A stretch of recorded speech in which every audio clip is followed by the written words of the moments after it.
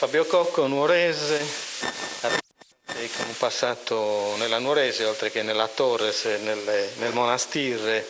Un ritorno a Nuoro che aspettavi, ecco, fino a questo momento qual è il bilancio? Penso più che positivo, credo che infatti il campo stia parlando. A oggi secondo me abbiamo toppato solo la partita di Sorso, che ce lo siamo detti in settimana e tutti si aspettavano una grande risposta sul campo oggi e credo che alla fine l'abbiamo data.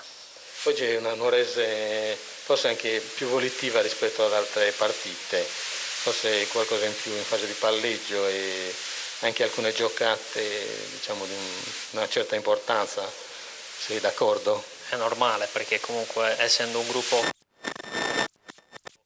è normale che all'inizio la sinergia anche del gioco non sia fluida, però piano piano stiamo affinando tutti i meccanismi e secondo me già la penultima partita che abbiamo fatto in casa e anche con lo Stintino secondo me qualcosa l'abbiamo fatta vedere. Oggi abbiamo dato dimostrazione. Ecco, secondo te la partita di oggi, quali sono stati diciamo, gli snodi? Ecco, dove si è decisa questa partita? È stata la Nuorese in ogni caso in generale superiore al Guspini oppure ci sono state secondo te proprio delle azioni, dei momenti insomma, che poi alla fine si sono rivelati determinanti? Ma secondo me l'approccio è stato appunto determinante, perché siamo scesi in campo con la testa giusta, non regalando niente a un avversario forte che conosciamo molto bene, che abbiamo studiato in settimana. Secondo me è proprio l'approccio alla partita, il fatto di non abbassare subito la guardia, anzi di far capire all'avversario che noi ci siamo.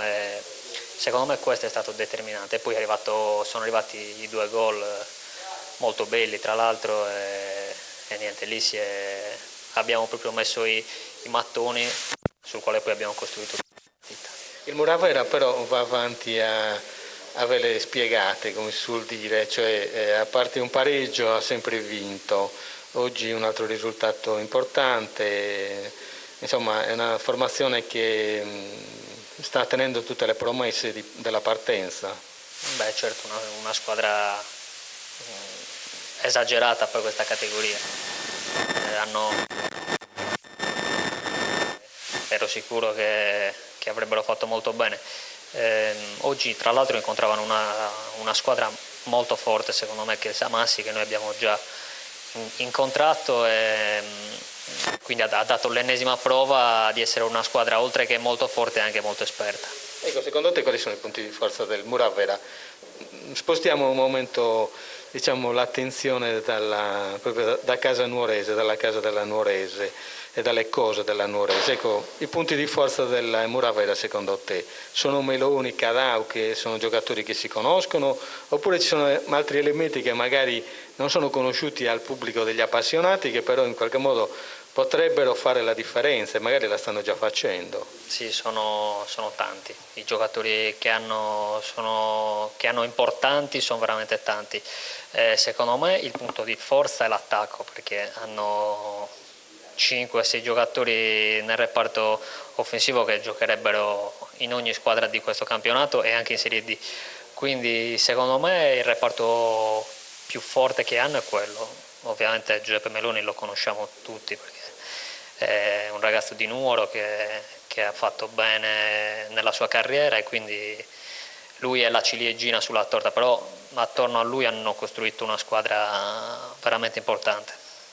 E Fabio Cocco quale sarà? Sei partito molto bene con alcune prestazioni di rilievo, delle reti molto belle, anche appunto di ottima fattura, poi un pochettino hai rallentato forse. Beh, vabbè, diciamo che all'inizio era tanta la voglia, ed è ancora tanta la voglia era tanta la voglia di ritornare, e era normale che adesso un piccolo calo ci sia. Però sono contento fino ad oggi delle prestazioni che ho fatto e di tutta la squadra, e poi i risultati stanno parlando chiaro, quindi non c'è niente di meglio. Grazie Fabio, in bocca al lupo per il proseguo del campionato. Grazie.